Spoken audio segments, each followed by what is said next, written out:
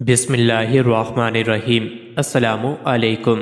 روزانہ واقعات سننے کے لیے اس چینل کو سبسکرائب کریں۔ ایک فقیر بہت مفلس و کنگال تھا۔ اس کی دعا رب تعالی سے یہی تھی کہ تو نے مجھے بغیر مشقت کے پیدا کیا ہے، اسی طرح بغیر مشقت کے مجھے روزی بھی دے۔ وہ مسلسل یہی مانگا کرتا تھا۔ اللہ تعالیٰ نے اس کی دعا قبول کر لی۔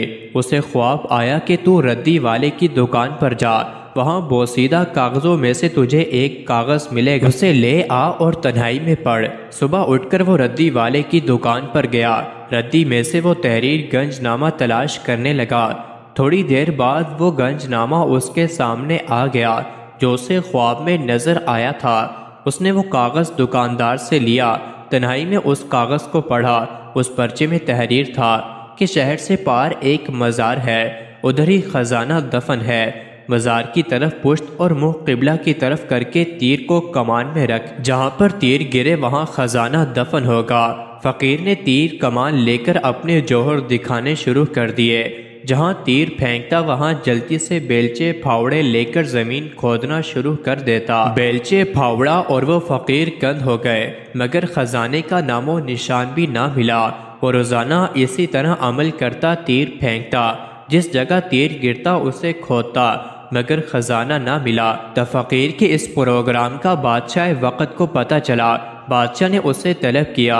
اس نے ساری کہانی کہہ سنائی اور کہنے لگا، جب سے خزانے کا پتہ پایا ہے تلاش میں ہی ہوں، خزانہ تو نہ ملا، سخت تکلیف اور مشقت میرا مقدر بن گئی ہے۔ بادشاہ نے فقیر سے گنج نامہ لے لیا۔ خزانہ پانے کے لیے بادشاہ نے بھی تیر چلانے شروع کر دیے۔ 6 ماہ تک بادشاہ بھی تیر چلاتا رہا، مگر کچھ ہاتھ نہ آیا۔ بادشاہ سلامت نے بھی نا امید ہو کر وہ گنج نامہ فقیر کو واپس کر دیا۔ فقیر نے پھر اللہ عز و جل کی طرف رجوع کیا، عاجزی، انکساری اور آنکھیں اشک بار کر کے دعا کی، اے اللہ تعالیٰ، میری سمجھ سے یہ عقدہ بالا تر ہے، میں راز کو نہ پا سکا، تو خود ہی کمال مہربانی سے اسے حل کر دے اور مجھے خزانے تک پہنچا دے۔ جب وہ عاجز ہو کر بارگاہ الہی میں سچے دل سے گر پڑا تو آواز آئی، میں نے تجھے تیر کو کمان میں رکھنے کو کہا تھا، تجھے تیر چلانے اور کمالات دکھانے کا نہیں کہا تھا۔ خزانہ تیرے پاس تھا، تیرے قریب تھا، تو تیر اندازی کے سفر میں اس سے دور ہوتا گیا۔ خدا کی ذات کو اپنے اندر اپنے دل میں تلاش کر جو شاہ رخ سے بھی قریب تر ہے، اپنے من میں ڈوب تو خزانے تک پہنچ جائے گا۔ جمشید بادشاہ کی ایک نازنین محبوبہ مر گئی تو اس نے اس کو ریشمی کفن پہنایا۔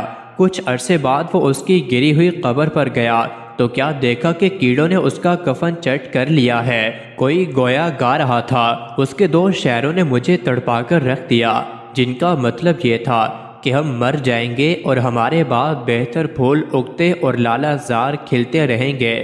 ساون، جیٹھ اور ماغ کے مہینے بھی آتے رہیں گے، مگر ہم مٹی بن چکے ہوں گے اور ہماری مٹی سے لوگ اینٹیں پات لیں گے، اس لیے کہ مرنے کے بعد انسان مٹی سے مل کر بالکل مٹی ہو جاتا ہے۔